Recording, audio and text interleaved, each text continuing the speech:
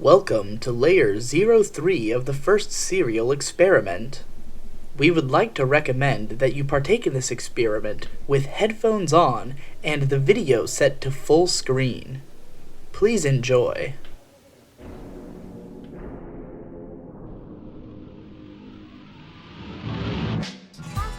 Exactly as tired as you may remember me from last. And of course, everybody immediately wanted to know Seconds later, it's a fucking the top ass. 10 best legendary There is the famous anecdote about the American soldier who had a metal plate put into his skull after receiving a shrapnel wound to the head during the Vietnam War. He was later distressed when the metal began acting as antennae, plaguing him with radio signals that resonated inside his head. Hearing radio waves is a common auditory hallucination among patients with schizophrenia. There also seem to be many cases in which the patient feels that he has been bugged and is being monitored. However, it is also true that bugging and surveillance devices are indeed being sold in immense numbers for a variety of illegal uses and intentions, and that specialists in the locating and removal of such hidden devices do exist. Information in the brain is relayed through weak electrical pulses that run between synapses, and in the world in which we live, countless radio waves fly through the air and a profusion of electromagnetic waves leak continually from the many wires crisscrossing above our heads. It would be unwise to jump to any conclusions from the casual connection of these aforementioned points. However, it is necessary for us to recognize that the environment in which we live is a dangerous one. Foucault's theory on madness is so fascinating because he relates that the root cause of every madness can be reduced to an individual. However, if there exists a communicable madness among humans, its purpose must be to minimize the negative effect of a system component it considers defunct, simplifying the charted route to madness in order to expedite the breakdown of such a component. In other words, there exists some unknown external force seeking the change and control of humans, which must necessarily be classified as a phenomena separate from madness. If such a process as the one here described of the purposeful systemized metabolism of human consciousness is possible, then it may already be at work. If so, who is behind it?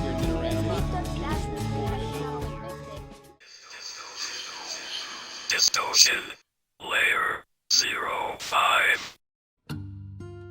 To understand episode 5, I think it's important that we first talk about H.P. Lovecraft. One of the most famous and influential horror authors of all time, the type of stories that he wrote have become synonymous with his name, and the mythological creatures which he created have been built upon by over a century's use by other authors, generating the Cthulhu mythos. The basic idea of Lovecraftian horror is that humanity is insignificant in the grand scheme of the cosmos, and the universe is filled with things so far beyond our comprehension that a person might descend into madness at the mere sight of them. Characters in Lovecraft stories would often stumble randomly onto something completely alien, which would instantly destroy their mind or change them fundamentally forever. Chiaki Kanaka, the writer of serial experiments Lain, started off writing Cthulhu mythos stories. In this episode, Lain's sister Mika plays the role of a Lovecraftian victim. In one fateful moment, without her even realizing what's going on, her consciousness becomes desynchronized. Somehow, a version of herself materializes in the Wired, separate from the self that has been left behind in the physical world. Mika's separation is so violent and she is so unprepared for it that one could miss how it is prophetic of the eventual change that will occur in Lain. The idea of leaving the physical world behind to have an existence in the Wired is that you would create a version of yourself existing solely in the Wired and then kill your physical self. However, if your physical self exists in parallel with a version that exists only in the Wired, then those selves could be split. If Lain's wired consciousness can persist without the presence of her physical self, then it can also have its own experiences and develop separately. This episode gives us the first hints that the intentions of physical Lain and wired Lain may be separating.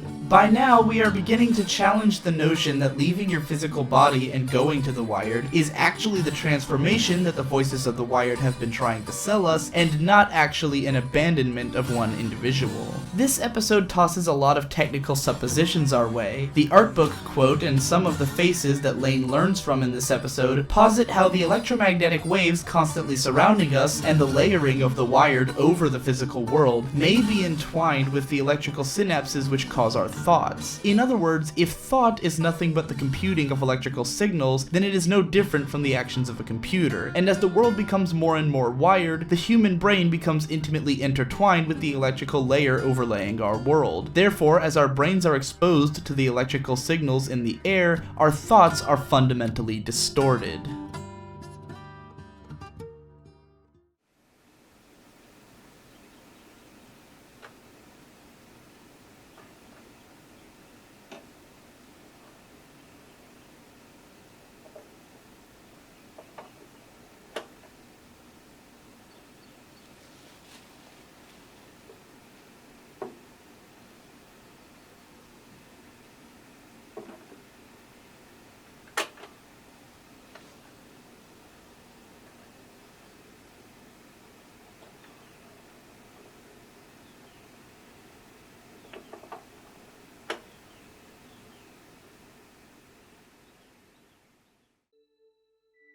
Episode 6 marks a pretty huge shift in tone from the previous episodes. Whereas the first 5 were stark, disturbing, and difficult, Episode 6 has exciting scenes inside the Wired, exposition dumps, and the presentation of some surprisingly straightforward plot elements. It's almost like this episode was made for Kids.